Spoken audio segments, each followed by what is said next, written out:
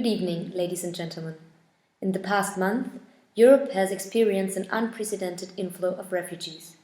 Countries like Macedonia, which are mainly only crossed and not destination of the refugees, are overburdened with the masses of people arriving and traveling in trains through the country.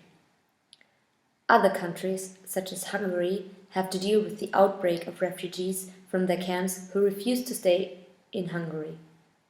Countries like Germany, Austria, France and others are main destinations for the refugees.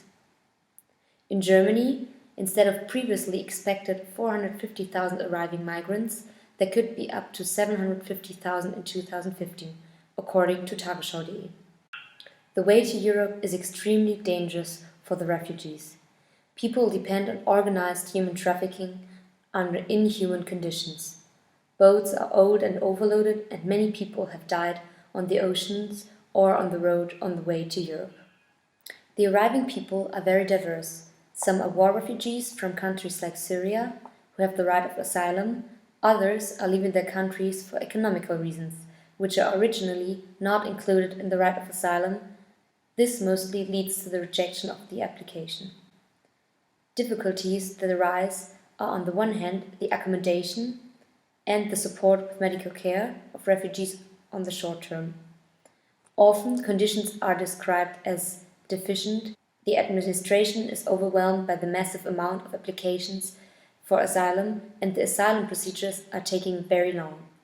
Refugees are left in uncertainty too long, not knowing whether they will be allowed to stay or not. Looking into the future, the task of including these immigrants into our society, always torn between assimilation and preservation of their own culture and offering them good perspectives, will be an important task. Also, keeping a tolerant, peaceful and open society will be a huge challenge, as the massive arrival of refugees pushes forward right extremists. There have been several attacks on refugee homes in the past months. Solutions that are both ethically and humanitarian acceptable, but can also realistically be handled, have to be found in order to improve the situation. Politicians are discussing several models, such as regulated immigration.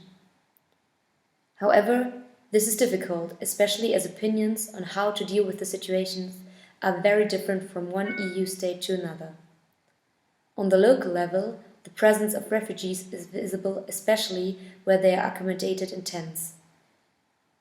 Many volunteers have started helping in very different ways.